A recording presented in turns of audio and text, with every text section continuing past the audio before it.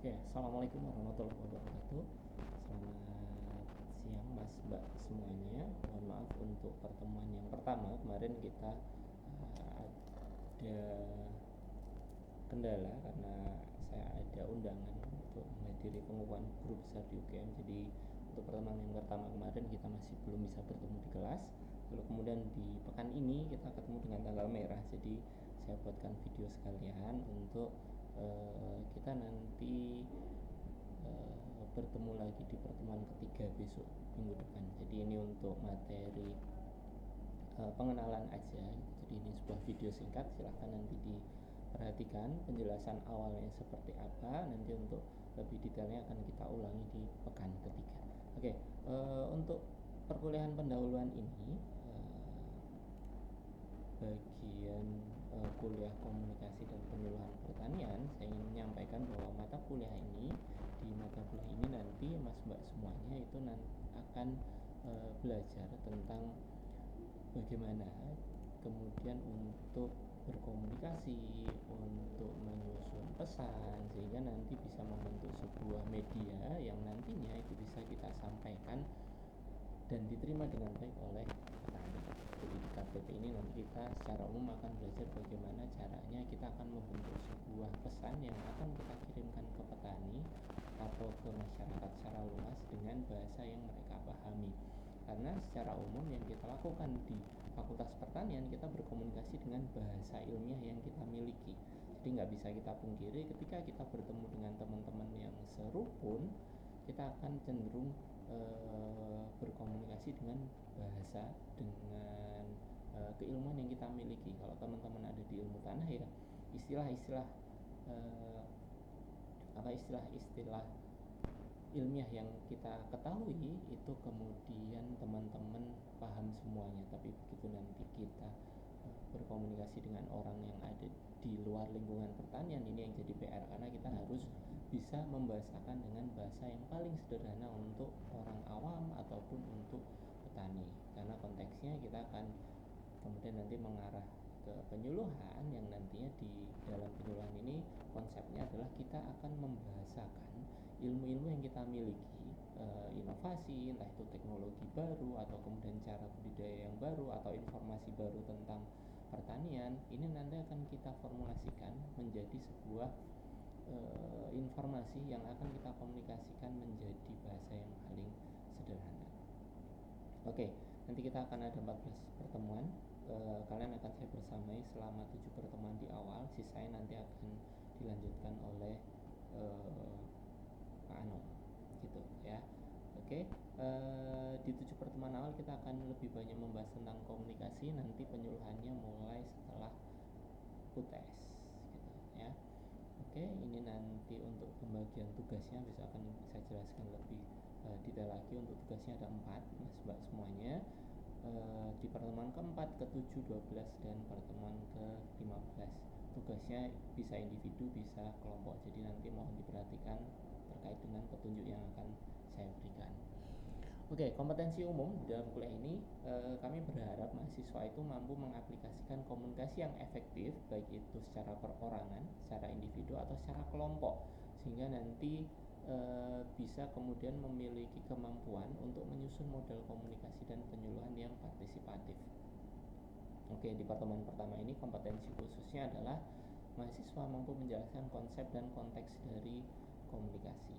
Nah, komunikasi sendiri, oke, maaf untuk ketentuan penilaian nanti kita bahas di pertemuan ketiga. Oke, urutan bagaimana kemudian kita mengidentifikasi bagaimana komunikasi itu muncul ya. Jadi yang pertama, komunikasi itu muncul dari kebutuhan manusia. Manusia itu punya motif ekonomi, manusia juga punya motif sosial. Ada dua hal ini yang kemudian mendasari manusia itu kemudian akan terus berinteraksi dengan makhluk yang lain, dengan manusia yang lain. Nah, manusia sebagai makhluk sosial itu nanti akan saling mengungkapkan pikiran dan perasaannya melalui percakapan. Nah, ini kemudian yang kita sebut sebagai interaksi. Ketika kita berkomunikasi dengan orang lain, kita memberikan informasi, ketika ada tanggapan, nah disitulah muncul yang namanya interaksi. Akan ada sharing di situ. Nah, komunikasi sendiri ini lebih spesifik dibandingkan dengan interaksi, karena komunikasi adalah sebuah proses untuk menyatakan antar manusia, antar individu. Kita saling memberikan informasi, kita bertukar informasi dengan bahasa lisan, bahasa yang kita pahami gitu. Nah, pernyataan pesan ini itu kemudian akan terbawa dengan pesan verbal dan non-verbal. Pesan verbal itu yang kita pahami sebagai bahasa yang kita gunakan sebagai alat komunikasi sehari-hari. Ada juga bahasa yang non-verbal, bahasa-bahasa yang tidak diungkapkan dengan bahasa, tapi bisa kita lihat dari penampilan atau simbol-simbol yang muncul di dalam kita menyampaikan pesan. Contohnya bisa dengan ekspresi muka, dengan intonasi, dengan kemudian gerakan tubuh. Itu adalah sebuah bentuk pesan non verbal. Jadi proses pernyataan antar manusia ini disampaikan dalam bentuk pesan-pesan yang bisa verbal dan non verbal. Nanti akan lebih spesifik di pertemuan kedua tentang komunikasi verbal dan non verbal. Nah, selanjutnya secara khusus di dalam komunikasi, pemberi pesan itu kita sebut sebagai komunikator dan penerima pesan itu sebagai komunikan. Nah, proses komunikasi itu adalah proses penyampaian pesan dari komunikator ke komunikan, menyampaikan pesan, menyampaikan informasi. Yang di dalam pesannya tadi yang sudah dibentuk di dalam pernyataan tadi, komponennya ada konten atau isi pesan dan simbol. Konten ini arahnya ke komunikasi yang verbal, simbol itu arahnya ke komunikasi yang non verbal. Nah, kemudian untuk komunikasi supaya bisa efektif itu harus ada kesamaan makna antara komunikator dan komunikan yang bisa diambil dari pengalaman dan interest yang kemudian menentukan arah dari percakapan yang dilakukan. Jadi indikator komunikasinya efektif adalah ketika makna yang diinginkan oleh komunikator itu diterima dengan baik dan dipahami oleh komunikan. Nah, ini hakikat dan definisi dari komunikasi, urutannya seperti ini. Nah, kemudian untuk konseptualisasi komunikasi, yang pertama, komunikasi itu bisa muncul sebagai tindakan satu arah. Jadi bisa teman-teman lihat di sini. Oke, dari sumber akan menyampaikan pesan ke penerima. Jadi pesan adalah komponen utama dalam komunikasi. Oke, pesan ini akan disampaikan lewat saluran. Nah, salurannya ada macam-macam. Si sumber ini itu kemudian dia akan memikirkan pesan apa yang ingin dia sampaikan ke penerima. Dia akan memilih bahasa yang tepat, akan memilih kata-kata yang dipahami oleh penerima, atau kemudian kalau di dalam kelas ini ya saya sebagai sumber membuat pesan dengan cara video ini. Nah, membuat pesannya, memikirkan kata-kata yang kemudian pas itu adalah proses dalam pembuatan pesan. Pesan yang sudah jadi nanti akan dilewatkan ke saluran gitu, lewat channel yang nantinya akan diterima oleh si komunikan kita gitu. Jadi sebagai tindakan satu arah ini hanya sekali jalan aja ya, sebagai proses yang linier. Pesan itu mengalir dari pengirim ke penerima. Jadi cuman sekali jalan saja dari sumber lurus ke penerima. Selesai di sini. Tidak ada kemudian tambahan hal-hal apapun yang akan kita tambahkan di sini. Jadi sumber membuat pesan dilewatkan saluran sampai ke penerima. Sudah selesai di sini. Ini sebagai tindakan satu arah. Jadi prosesnya linier, mulai dari pengirim berakhir di penerima. Oke. Kemudian yang kedua ada komunikasi sebagai interaksi. Prosesnya sama, dari sumber membuat pesan, pesannya ini dilewatkan ke saluran, dari saluran sampailah ke penerima. Oke.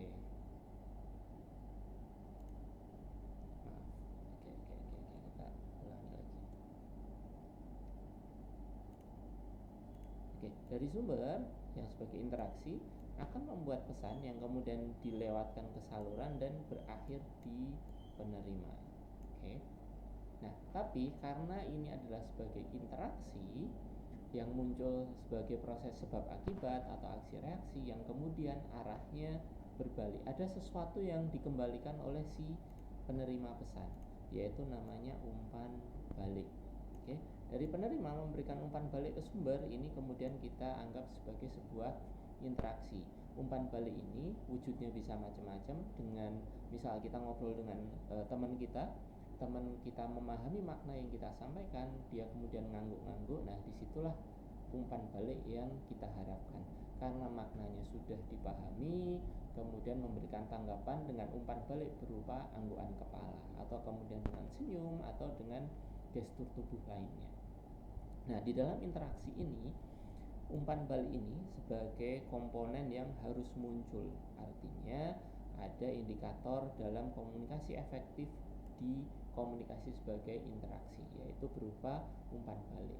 Adanya feedback ini atau umpan balik ini menunjukkan bahwa pesan yang disampaikan lewat saluran itu diterima oleh si komunikan, oleh penerima. Jadi sumber itu punya indikator, pesanku tersampaikan ke penerima ketika nantinya ada umpan balik yang disampaikan di situ. Nah, akan berbeda lagi kemudian kalau kita membahas komunikasi sebagai transaksi. Urutannya sama, ada sumber gitu. Kemudian mereka membuat pesan, dilewatkan saluran ke penerima. Oke. Prosesnya sama, tapi ketika kemudian kita anggap sebagai transaksi yang di sini adalah dianggap sebagai si sumber dan penerima ini akan bertukar peran, akan gantian. Jadi feedback yang diberikan itu berupa pergantian peran. Nah, proses membuat pesan, si sumber membuat pesan itu prosesnya namanya encoding. Di kode dia akan membuat atau mencari makna pesan yang diinginkan supaya penerima ini paham maksudnya apa. Nah, penerima ketika dia mendapatkan pesan dari sumber, dia akan melakukan yang namanya decoding. Dia akan menerjemahkan pesan yang sudah dibuat oleh sumber. Jadi nanti dia akan bergantian, sumber ini ketika menerima umpan balik dari penerima, ya dia berubah peran jadi penerima. Jadi dia akan bergantian perannya di sini. Sumber yang pertama dia akan berubah menjadi penerima ketika nanti si penerima itu kemudian memberikan feedback, memberikan jawaban dari pesan yang disampaikan ke diri. Jadi dia nanti prosesnya akan bertukar-tukar karena ada proses transaksi tadi. Nah, di dalam proses transaksi ini muncullah yang namanya decoding dan encoding tadi untuk membentuk pesan yang membentuk makna yang diinginkan. Kalau di sebelumnya sebagai interaksi ya kita hanya membutuhkan yang namanya umpan balik sebagai indikator bahwa penerima itu memahami pesan yang kita sampaikan. Tapi kalau sebagai tindakan satu arah, ya udah dia cuma satu arah aja dari sumber ke penerima, yang di dalamnya ada pesan dan saluran. Udah selesai di penerima, nggak ada tambahan apa-apa lagi. Gitu. Kalau interaksi ada umpan balik, kalau sebagai transaksi yang jadi titik tumpunya adalah bagaimana sumber dan penerima dia akan bergantian bertukar peran gitu. Jadi yang satu yang mendengarkan, kemudian ketika pesannya tersampaikan memberikan anggukan atau kemudian membalas dengan pernyataan yang lain, itu adalah sebuah bentuk transaksi. Ini kaitannya masih dengan verbal non verbal lagi. Ada transaksi ini di komunikasi sebagai transaksi. Oke, kita lanjutkan. Untuk tingkatan proses komunikasinya, jadi kita bisa menghitung itu jumlah individu yang berperan dalam proses informasinya. Kita bisa berbicara dengan diri kita sendiri. Ini namanya komunikasi interpersonal. Ada di dalam diri kita sendiri. Sering ya kita kemudian monolog dengan diri kita sendiri, kita sedang memikirkan sesuatu, itu proses komunikasi juga.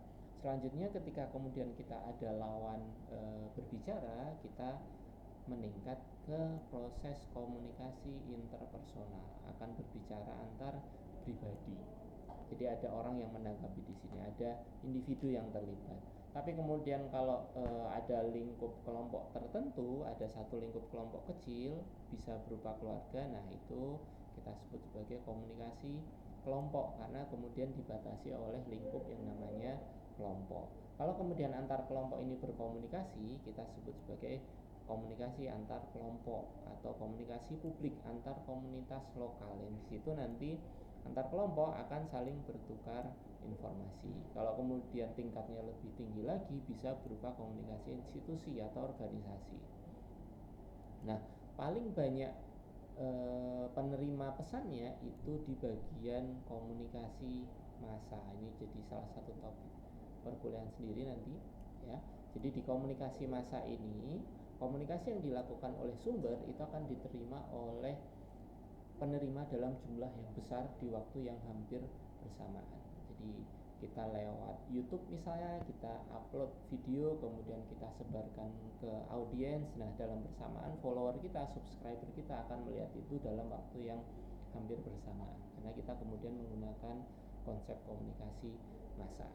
Oke, ini indikatornya adalah jumlah peserta yang terlibat. Oke, nah dalam konteks komunikasi sendiri ada beberapa hal yang harus kita perhatikan ketika kita berkomunikasi. Jadi yang pertama ada aspek fisik. Kita harus mengetahui bagaimana kemudian ada bentuk fisik atau wujud fisik ketika kita berkomunikasi. Ada orangnya atau tidak. Ketika kita berbicara langsung, tentunya kita akan lebih bisa memahami makna yang kita inginkan dibandingkan dengan kita berkomunikasi lewat sosial media, lewat WhatsApp misalnya. Kita bisa membaca kalimatnya, tapi kita tidak tahu penekanannya ada di mana. Kemudian yang kedua ada aspek psikologis. Ini satu aspek yang penting juga, karena akan menentukan bagaimana si penerima atau si sumber dalam memproses pesan yang mereka sampaikan. Kondisi psikologis yang dalam keadaan tenang itu akan menghasilkan komunikasi yang lebih efektif dibandingkan dengan kondisi psikologis yang sedang kacau misalnya. Kemudian ada aspek sosial juga, bagaimana kemudian kita bertemu dengan banyak masyarakat gitu. Kita akan membedakan cara berkomunikasi kita. Kita berkomunikasi dengan anak-anak, dengan orang yang lebih tua, dengan teman sebaya, itu adalah konteksnya sosial. Kita akan menyesuaikan bahasa yang kita gunakan. Kemudian yang paling penting selanjutnya adalah waktu. Waktu ini penting karena akan menentukan kapan level konsentrasi si penerima ketika kita berkomunikasi. Waktunya harus pas. Misal si penerima pesannya sedang sibuk, ya berarti bukan waktu yang tepat untuk berkomunikasi. Ada 4 aspek ini, ada fisik, psikologi, sosial, dan waktu. Oke, ini penjelasan singkat aja. Selanjutnya tentang fungsi komunikasi. Komunikasi itu bisa digunakan sebagai komunikasi sosial untuk menunjukkan eksistensi diri ketika kita berkomunikasi dengan orang lain, membina hubungan dalam kehidupan kita sehari-hari. Komunikasi itu juga bisa berfungsi sebagai komunikasi ekspresif, menunjukkan ekspresi kita berupa emosi dan perasaan. Kita bisa menunjukkan perasaan kita dengan komunikasi. Ketika kita tidak setuju dengan kalimat yang disampaikan oleh teman kita, ya, kita nanti akan cenderung untuk mengubah muka kita, mengubah ekspresi wajah kita, geleng-geleng, atau kemudian menunjukkan gestur yang tidak sepakat. Jadi komunikasi ini bisa digunakan untuk fungsi ekspresif, mengekspresikan perasaan. Kemudian ada juga fungsi ritual. Ini menunjukkan fungsi budaya sebagai bagian dari tradisi. Jadi komunikasi ini bisa digunakan sebagai ritual juga. Contohnya nanti ketika kita ada kegiatan di kelompok tani, misalnya ada namanya wiwitan. Wiwitan ini sebagai bentuk komunikasi antara petani dengan yang maha pencipta gitu, dengan Tuhan, yang kemudian mereka mengekspresikannya dengan bentuk ritual berupa upacara adat. Nah, wiwitan nanti akan saya jelaskan lebih detail lagi nanti di perkuliahan. Kemudian juga komunikasi yang berfungsi sebagai komunikasi instrumental. Ini tujuannya untuk mencapai satu hasil atau tindakan dalam bentuk perintah yang nantinya akan mengarahkan, mempengaruhi, dan mendapatkan respon dari komunikan tadi. Ini fungsi dari komunikasi. Bisa sebagai sosial, ekspresif, ritual, atau instrumental. Nah, terakhir kaitannya dengan komunikasi efektif yang di depan tadi, akan saya tegaskan lagi, ada beberapa indikator yang bisa kita gunakan untuk menilai komunikasi yang kita lakukan itu efektif atau tidak. Yang pertama, semua komponen komunikasi harus berfungsi dengan baik. baik itu source tadi, kemudian ada message, ada channel, ada juga receiver.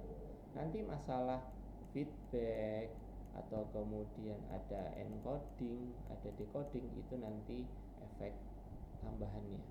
Tapi yang harus kita pastikan adalah S, M, C, dan R-nya itu berfungsi dengan baik. Yang kedua, komunikasi efektif kalau pesannya jelas. Pesan jelas itu maksudnya adalah kata-kata yang digunakan oleh sumber itu tidak bermakna ambigu. Makanya untuk komunikasi efektif, syarat berikutnya adalah punya kesamaan makna antara pengirim dan penerima. Ini kaitannya dengan kejelasan pesan. Jadi maknanya sudah sama, kalimatnya jelas, arahnya juga jelas, akhirnya nanti komunikasinya bisa efektif. Nah, selanjutnya kita juga butuh perhatian dan konsentrasi dari penerima supaya pesan yang kita sampaikan itu bisa diterima dengan baik. Nah, selanjutnya dari aspek penerima, receiver kita itu akan memberikan feedback atau umpan balik. Ini jadi indikator kita untuk menentukan, oh ternyata komunikasi yang kita lakukan itu efektif, pesannya tersampaikan, ada tanggapan dari penerima. Selanjutnya penggunaan media dan saluran yang tepat, ini harus kita benar-benar perhitungkan. Kita harus memilih media yang pas, mana yang paling efektif untuk menyampaikan pesan yang kita bentuk. Itu. Kemudian juga yang terakhir, harus ada 4 aspek yang kita pikirkan tadi. Ada fisik, ada psikis, ada waktu, ada sosial gitu. Nah, ini 7 syarat komunikasi bisa efektif. Oke. Ini untuk pertemuan yang pertama. Terima kasih atas perhatiannya. Semoga nanti apa yang saya sampaikan ini bisa jadi pengantar untuk masuk ke pertemuan yang berikutnya. Oke, terima kasih. Assalamualaikum warahmatullahi wabarakatuh.